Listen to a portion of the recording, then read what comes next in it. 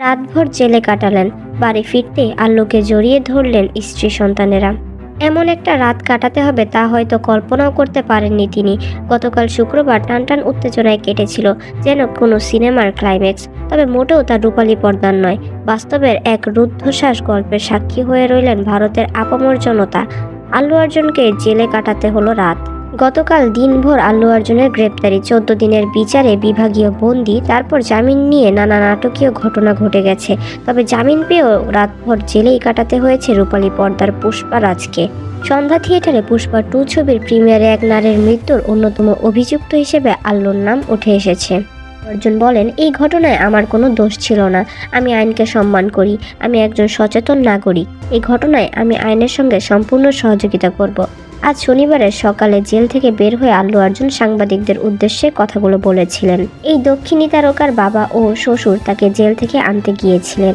Jail থেকে বের হয়ে সাংবাদিকদের মুখোমুখি হয়েছিলেন আল্লু অর্জুন। এরপর তিনি যান হায়দ্রাবাদের গীতা আর্টসে। এখানে দক্ষিণী ছায়াছবির দুনিয়ার কিছু ব্যক্তিত্বের সঙ্গে অভিনেতা দেখা করেন। এখানে অপেক্ষায় ছিলেন পুষ্পার পরিচালক সুকুমারও। তাকে দেখে আল্লু আলিঙ্গন করেছিলেন। সুকুমার এই সময় আবেগপ্রবণ হয়ে পড়েছিলেন। এরপর আল্লু অর্জুন সোজা চলে যান নিজের বাড়িতে সবাই তার অপেক্ষার পথ চেয়ে বসেছিলেন। বাড়িতে পা রেখেই আল্লু তার মায়ের পায়ে হাত দিয়ে প্রণাম করে আশীর্বাদ নিয়েছিলেন। তার আগে গেটে অভিনেতাকে দক্ষিণ ভারতীয় রীতিতে আরতি করে নারকেল ফাটিয়ে স্বাগত জানানো হয়েছিল।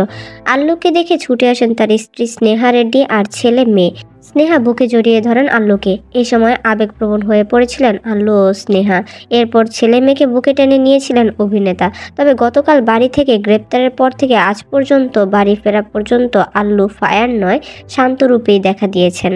হায়দ্রাবাদের সন্ধ্যা থিয়েটারে পুষ্পা 2 দ্য রুল ছবির প্রিমিয়ারে পদপিষ্ট হয়ে এক নারীর মৃত্যুর সঙ্গে প্যান ইন্ডিয়ার তারকা আল্লু অর্জুনের নাম উঠে আসে।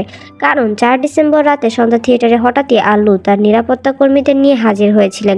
ভিড়ে ঠাসা সন্ধ্যা থিয়েটারে আল্লুকে সামনে থেকে দেখে দর্শক উন্মাদ হয়ে যান। এর জেরে পদদলিত হয়ে প্রাণ হারান 35 বছরের রেবতীর পরিবার। আল্লু অর্জুন তার নিরাপত্তা কর্মী এবং সন্ধ্যা থিয়েটারের বিরুদ্ধে মামলা করেছিলেন। আর সেই মামলার ভিত্তিতেই গতকাল দুপুর 12টা নাগাদ আল্লুকে তার জুবিলি হিলসের বাংলো থেকে গ্রেপ্তার করেছিল হায়দ্রাবাদ পুলিশ।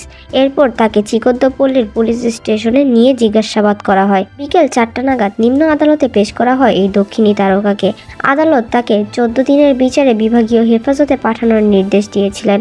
আল্লু এই গ্রেপ্তারিকে চ্যালেঞ্জ জানিয়ে তেলেঙ্গানা উচ্চ আদালতের দ্বারস্থ হয়েছিলেন। তেলেঙ্গানা আদালত অভিনেতাকে 4 সপ্তাহের অন্তর্বর্তী জামিন দিয়েছেন।